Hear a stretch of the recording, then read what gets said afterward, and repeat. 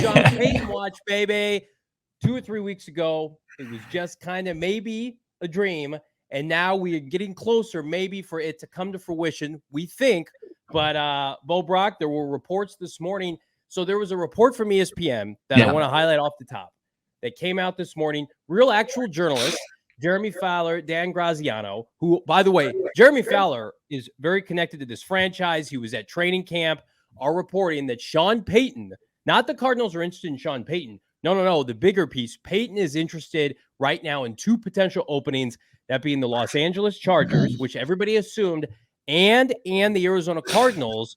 And the important piece of this is, Bo, they are looking for a quarterback in an already settled situation rather than waiting to draft and develop a rookie.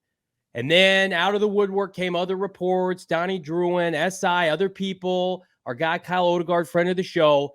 He's got interest. Do you have interest in this report, Bo Brock? Let me ask you that. Yeah, of course you do, right? I mean, you see this organization and can't get right. It's trending in the wrong direction, to put it as nicely as possible. Sean Payton, next Arizona Cardinals head coach, sounds fantastic.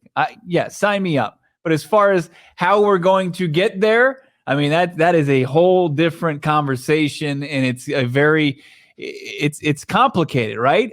As far as looking at that report and the fact that he has his eye on the organization, well, please, I hope he didn't see he's shielding his eyes at the moment, because it is an absolute just clusterfuck as far as what's going on over here, as far as this coaching staff is going. The trajectory of your franchise quarterback is kind of stunted at the moment. So as far as him having his eye, hopefully it's with an eye of optimism that he could turn things around, absolutely, and that he's the right guy, right? That's what you want to hear from with Sean Payton. It's exciting to dream about, but that's because dreaming is absolutely free, right? There's no cost to it. But as far as when it comes down to is 2 willing parties, right? And it comes down to some other variables that go into that, as far as getting him out from under his contract in New Orleans, which runs through 2024, firing Cliff Kingsbury, buying him out, and then also paying Sean Payton, backing up the Brinks truck and paying him what it would take, what his commands would be, in a very, as it always is, every offseason, a very competitive coaching market. Garvey Craig's basically hitting us up with the $1.99 super chat saying, thank you, Garvey. He's excited. We're all excited about this. This was a great way to wake up, to have this story be present, because here's the thing. And I told Bo I was going to go in a little bit on a segmented part of not the fan base, but there's just, man, I feel like there's this misconception that, number one, this franchise doesn't deserve Sean Payton. There, right? Yeah, like, I'm not here for that. Somebody you don't want to sit next to tomorrow at the Thanksgiving table. If you don't want Sean Payton, you are entitled to that opinion. 100%. I respect it. Come here. We'll have a conversation about it. But for the people, media alike, I will call out media that think Sean Payton, the Cardinals don't deserve Sean Payton. They would never do it.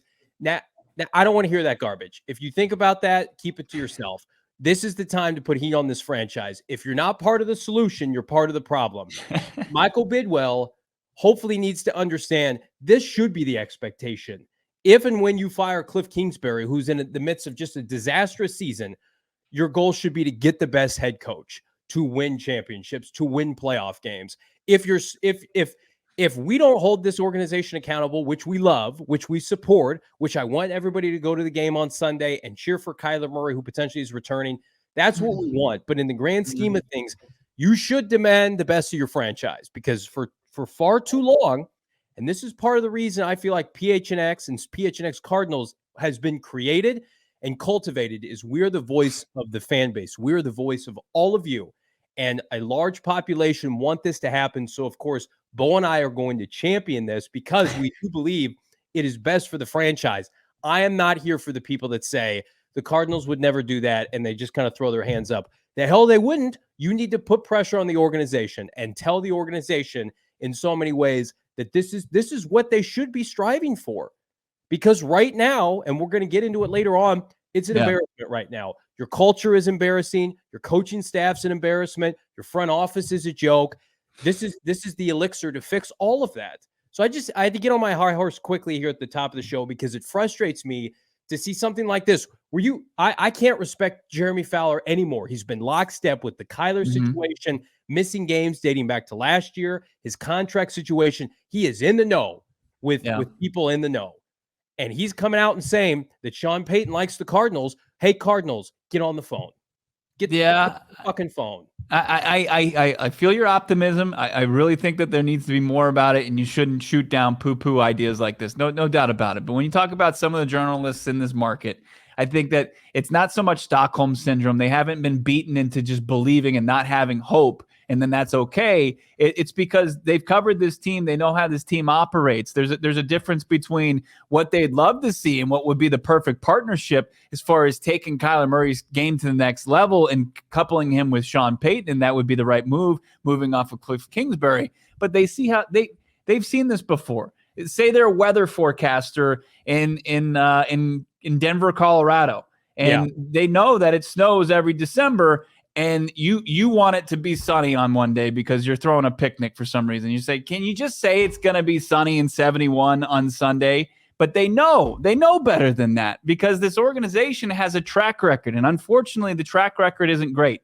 And with all the variables that go into this, I'll push back a little bit because of Sean Payton being under contract through 2024, the draft compensation that it's going to take, the fact that you just signed Cliff Kingsbury to an extension through 2027. You're going to have to buy him out. That, though. Huh? No one told him to do that. That was not a move that I know, but happen. those are the facts of the situation. And I like I said from the jump, Sean Payton, Arizona Cardinals head coach, fantastic. I'm with, who was it that said, I'm in lockstep with you as far as what that does to me. I agree with you. It does get me a little tingly inside. But as far as what it takes to get it done, there's a lot that has to go into it. You have, like, Sean Payton has his eye on it. On a sinking ship, he's got his eye on it. He's buying a boat, and he sees a ship that's sinking in the ocean. Does he really want to buy that? Why is it sinking? He took over a franchise that had been through a national disaster in Hurricane Katrina and saved the city overnight with Drew Brees. He was a coordinator then. He wasn't a proven commodity back then. Well, I know you're looking at, like, does he think the Cardinals are worth his time and his options? Listen, at the end of the day, you got your franchise quarterback. You've got a stadium. You've got a franchise that hopefully wants to win. Listen, the Cardinals, say what you want about them. They're not cheap. They spend money. They're up against the salary cap every year.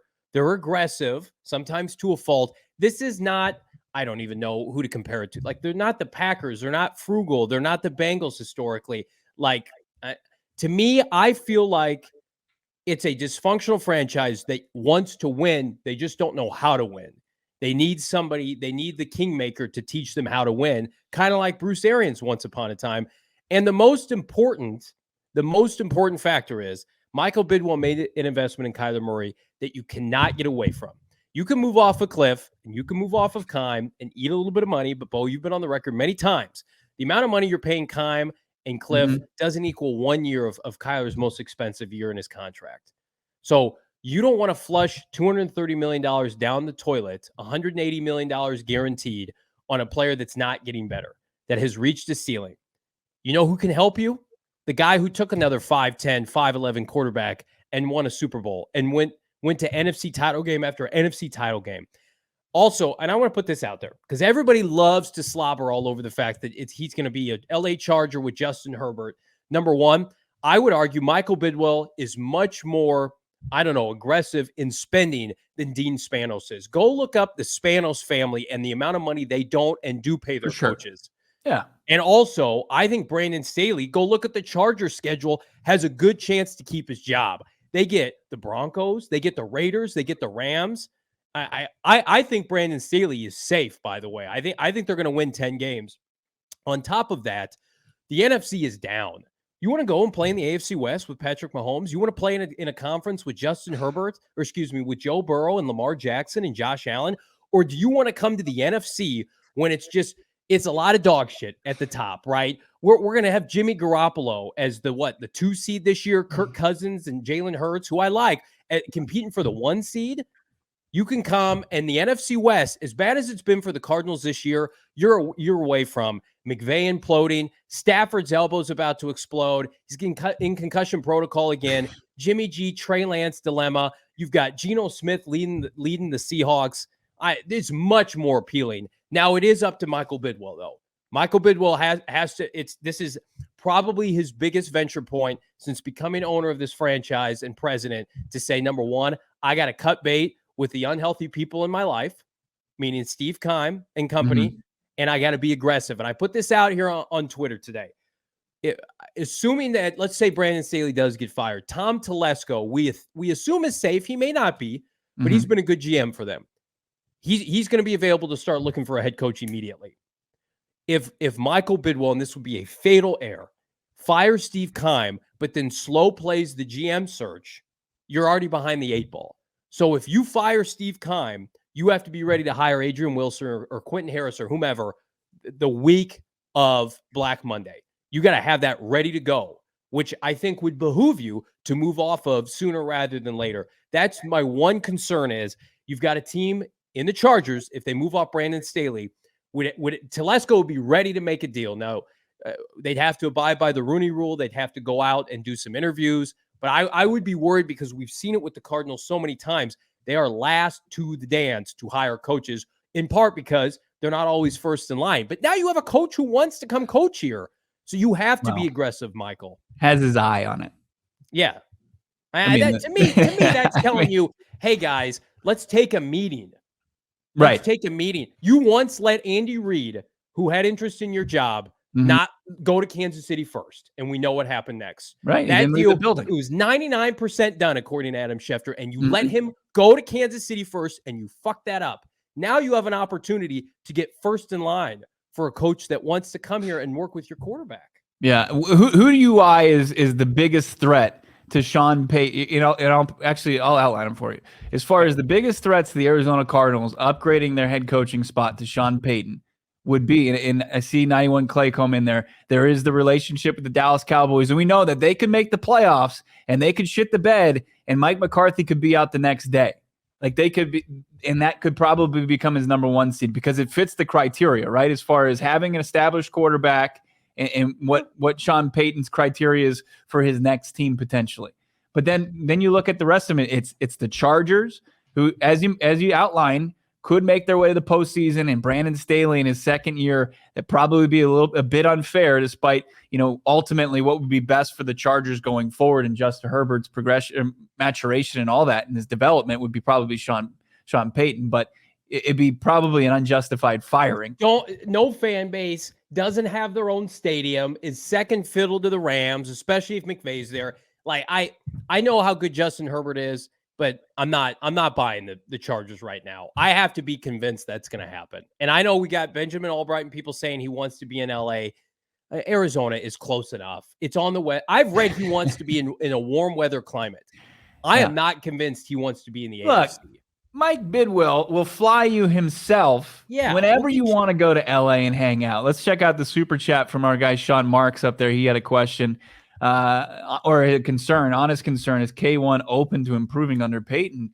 Yeah, I think absolutely. I think that as far as Kyler Murray goes, he's as competitive as they come. Don't take him being quiet or not as fiery or opinionated as far as the direction of this team this season as him just accepting it, not wanting to get better.